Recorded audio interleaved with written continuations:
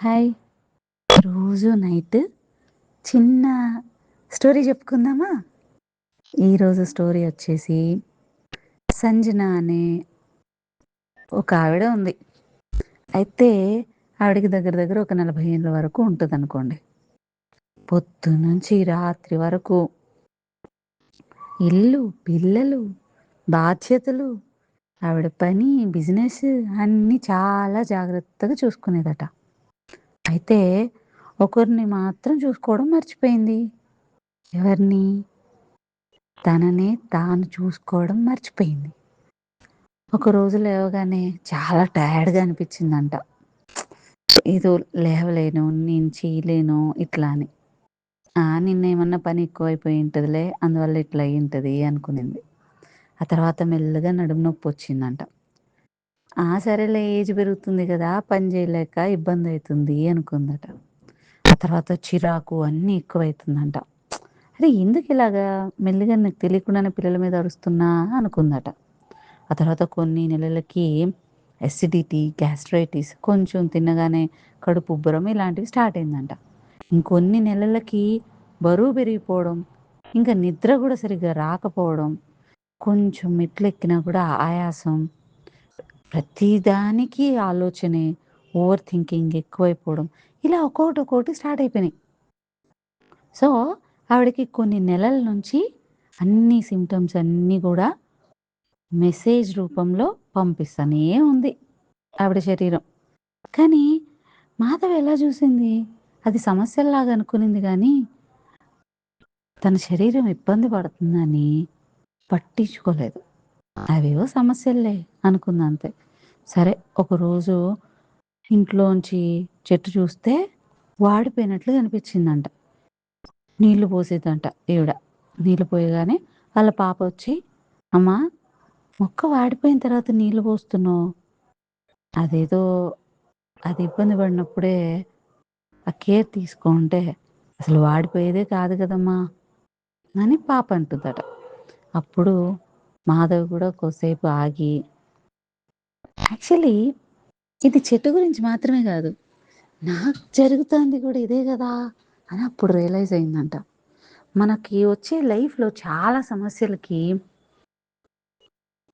Solution తెలియకుండానే మన life style routine నుంచి, నేచర్ నుంచి, వేరే వేరే వాళ్ళ సమస్యల నుంచి కూడా మనకు సొల్యూషన్ వస్తుంటది తెలుసా? అప్పుడు ఈవిడ దీనికి రిలేట్ చేసుకుందంట. అవును. ఆహ్, నేనెందుకు కేర్ తీసుకోకూడదు? ఒక్క రోజులో నా లైఫ్ ఏం మారలేదు గదా! ఒక్క రోజులో గూడా నేను లైఫ్ మార్చలేను గదా! నేను గూడా నా శరీరంతో ఇలాగే చేశాను గదా! సో, నేనింక నుంచి నా అలవాట్లు మార్చుకోవాలి. సో, ఏమేం మిస్టేక్స్ చేస్తుందో అన్నీ ఆలోచించడం స్టార్ట్ చేసింది. ఆలోచించడం కాకుండా ఆవిడ ఆచరణలోకి కూడా పెట్టుకోవడం స్టార్ట్ చేసింది. ఫస్టట కొంచెం ముందుగా లేచిందంట. ఆ తర్వాత ఆవిడ డైజెషన్‌ని బట్టి, ఆవిడకున్న ఆకలిని బట్టి, దాన్ని బట్టి తినడం స్టార్ట్ జేసింది. ఎవరో ఏదో చెప్పారనేది గాకుండా, గుడ్డిగా పోకుండా దాన్ని బట్టి తినడం స్టార్ట్ జేసింది. ప్రతి మీల్‌లో కూడా ప్రోటీన్ ఎట్లుండాలి, ఫైబర్ అయినా గూడా అండ్ తినేదానికంటే కూడా కడుపు నిండుగా గాకుండా ఒక మూడొంతులు తిని వదిలిపెట్టడము. ఆ తర్వాత కొంచెం యాక్టివ్‌గా నడవడము, మెల్లిగా స్ట్రెంత్ ట్రైనింగ్ లాంటి వాటికి ఇంపార్టెన్స్ ఇవ్వడము, త్వరగా నిద్రపోవడము, ఎంత వర్క్ ఉన్నా కూడా తనకంటూ ఒక టైం ఇచ్చుకోవడము, ఇలాగంతా కూడా స్టార్ట్ చేసింది. స్ట్రెస్ వచ్చినప్పుడు ఈ ఎమోషనల్ ఈటింగ్ అట్లాంటి జోలికి పోకుండా, తన మనసుకి తనకి టైం ఇచ్చుకుంది. అందరికీ చేసి పెట్టింది గదా! చాలామంది సంజనాలకి ఎంత చేసి పెట్టినా రిటర్న్‌లో ఏం రాదు. స్టిల్ బాధ్యత కోసం చేస్తూనే ఉంటారు. మాటలొస్తాయి, అన్నీ వస్తాయి. అయినా గూడా నేను ఈ పని చేయాల్సిందే అని అన్ని పనులు చేస్తారు గానీ, తనకి అన్ని పనులు చేసి పెడుతున్న తనని మాత్రం చాలా హీనంగా, చీప్‌గా చూసి ఏది చెయ్యరు రిటర్న్‌లో. దానివల్ల ఏమైతది? ఎంత కష్టపడింది. నువ్వు చేసే బాధ్యతలన్నీ గూడా నీ శరీరం, నీ మనసే చేస్తుంది. కానీ దాన్ని ఎంత హింస పెట్టినవు. హ్మ్. అదే గనక సహకరించలేకపోతే ఎంత ఇబ్బంది పడతావు.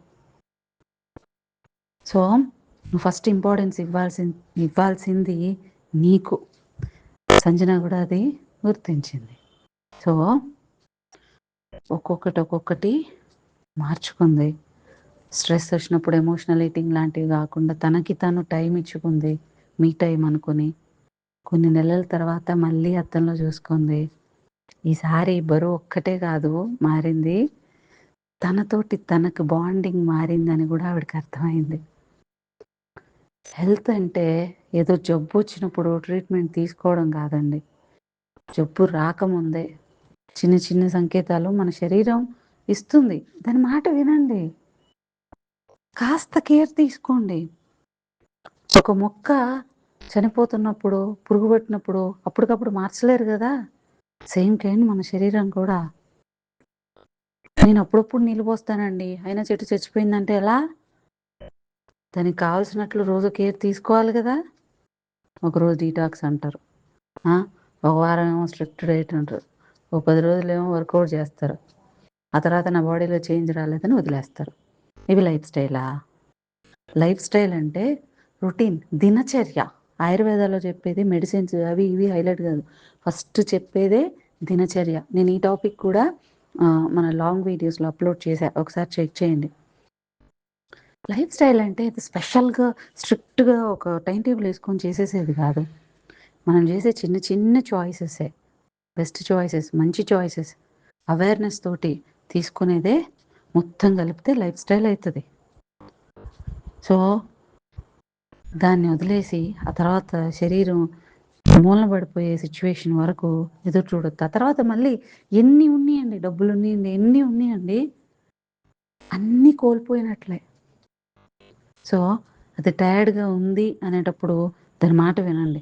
ఆకలిగా ఉంది అన్నప్పుడు దాని మాట వినండి. నిద్ర కావాలన్నప్పుడు దాని మాట వినండి. కదలాలన్నప్పుడు దాని మాట వినండి. మీరు ఒక ఇల్లు కట్టుకోవడానికి ఎంత కష్టపడతారో, మీ జీవితాంతం మీరు బతుకుండడానికి మీ శరీరమే మీ ఇల్లు. అది చక్కగా లేదనుకోండి, ఒక కంపు కొడుతున్న ఇల్లులో ఉండగలుగుతామా? అలాగే కంపు కొడుతున్న ఆలోచనలతోటి, కంపు కొడుతున్న శరీరంతో మనం ఉండలేం. బతుకు చాలా కష్టంగా అనిపిస్తుంటుంది. సిచ్యువేషన్స్ని హ్యాండిల్ చేయలేం. ప్రతిదానికి బాధ, భయం, కోపం, సిచ్యువేషన్ ఇంకా వర్స్ట్ చేసుకుంటుంటాం. సో ఆ శరీరానికి ఇంపార్టెన్స్ ఇవ్వండి. ఒక గోల్డ్ కొనడానికి, మిగిలిన వాటికి కొనడానికి ఎంత ఇంపార్టెన్స్ ఇస్తారో మీ శరీరానికి అంత ఇంపార్టెన్స్ ఇవ్వండి. నాకు ఒకప్పుడు ఏదైనా మానసిక సమస్యలు అంటే anger management, over thinking, jealous, ఇట్లాంటి వాళ్ళనంతా కూడా చూసినప్పుడు ఎందుకు వీళ్ళు ఇట్లున్నారు అనిపించేది. ఆ తర్వాత నాకు అర్థమవుతుంది, దేవుడు శిక్ష అనేది ఎక్కడి నుంచో వేయడు, బయట నుంచి రావట్లేదు. ఇప్పుడు ఎవరికి వాళ్ళకి లోపల హింస హింస హింస, సెల్ఫ్ హార్మ్ చేసుకొని అది కూడా కర్మ రూపంలో మెటబాలిజం ఇష్యూస్, ఆటో ఇమ్యూన్ డిసీజ్లన్నీ వస్తున్నాయి. సో ఎవరికి వాళ్ళు హింసించుకోవడం మహాపాపం. ఆ పాపాన్ని మళ్ళీ మనం అనుభవించే తీరాలి. అక్కడి వరకు వెళ్ళకండి. సంచిత కర్మ, ప్రారబ్ధ కర్మ, ఆగామి కర్మ, ఇలా కొన్ని ఉంటాయి. నేను ఆ టాపిక్ కూడా నేను నెక్స్ట్ ఒకసారి చెప్తా. కొత్తగా సిచ్యువేషన్ని మార్చుకోకండి, కర్మను మూట కట్టుకోకండి. ఎవరినో హింసిస్తేనే మాత్రమే కాదు కర్మ, బ్యాడ్ కర్మ అనేది మనల్ని మనం సెల్ఫ్ హార్మ్ చేసుకున్నా అంతే. సో ఇక్కడ గెస్టులుగా వచ్చినాం, ఆ గెస్టులుగా ఉండిపోవడానికి మన శరీరం మనకు హెల్ప్ చేస్తుంది. రోజు అది మనల్ని ఇక్కడ ఉండనిచ్చినందుకు సంతోషంగా దానికి దండం పెట్టుకొని దానికి బేసిక్ థింగ్స్ అయినా చేద్దాం. స్నానం, బ్రష్, ఎలాగైతే దీని లైఫ్ స్టైల్ దినచర్య అంటారో అలాగే food, proper sleep, good thoughts, physical activity, ఇదంతా కూడా ఒక రొటీన్. ఇది అందరికీ ఉండి తీరాలి. మీకు అర్థమైందా? మీరు చేస్తున్న మిస్టేక్స్ ఏమన్నా ఇప్పటికైనా